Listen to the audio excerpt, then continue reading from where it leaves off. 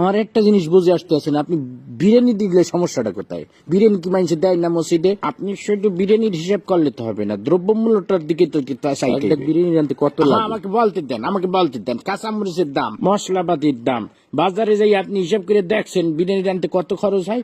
আপনি খালি বিরিয়ানি হাঁটতে আসে বিরিয়ানি রানতে বর্তমানে যে খরচ হবে ওইটা দিয়ে ঢলঢলা খিচুড়ি আপনি 50 জন মানুষ এক পুরো গ্রাম ধরে আপনি খাওয়াই দিতে পারবেন। বুঝলাম না, প্রতি বছর ইফতারির সময় আপনার এত হিসাব করবোই তো, সমস্যাটা কি আপনার?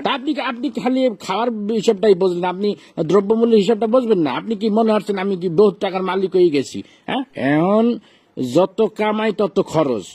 এই যে আপনার মসজিদে প্রতি মাসে ইমাম সাহেবের বেতন না দিলে ইমাম সাহেব চলবে কেন? থামেন, আমার কথা বলতে দেন। আবার এই যে রমজান মাস আইছে, তারাবি পড়াবে, হাদিয়া দিতে হইবে না?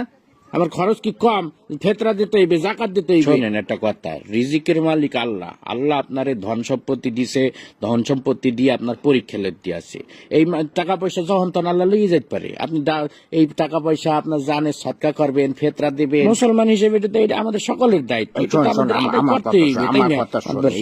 সবাই বয়ান করে বুঝানো যায় না, বুঝছো? যে তুই কোরআন বুঝাইতে খাওয়াইলেও বুঝবে না। একটা কথা সবসময় মনে রাখবি, যে মানুষটা জায়গা রয়েছে তাকে কিন্তু ঘুমেতে উঠানো যায় না। এই যে আমি বিরিয়ানি দিতে পারবো না, আমি ডলডলা খিচুড়ি দেবো, বিরিয়ানি দিলে আমার সমস্যা, এই যে এত সময় ধরে বুঝাইতে আসো, একটা কথা কি ওর কানে গেছে?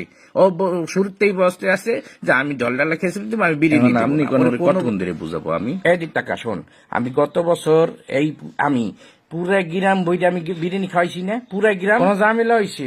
আমি শুধু আমাদের মসজিদ না, আমি ভাগ করে দিছি। আমি পশ্চিম পাড়া মসজিদে দিছি, উত্তর পাড়া, দক্ষিণ পাড়া সব মসজিদে আমি ডেক করে বিরিয়ানি পাঠাই দিছি। কোনো সমস্যা হয় নাই, শর্টও পরে নাই, সবাই তৃপ্তি সহকারে খাইছে। আমার মনে হয় আমার মতো সভাপতি এই মসজিদে ইতিপূর্বে আর আইসি কিনা আমার জানা নাই।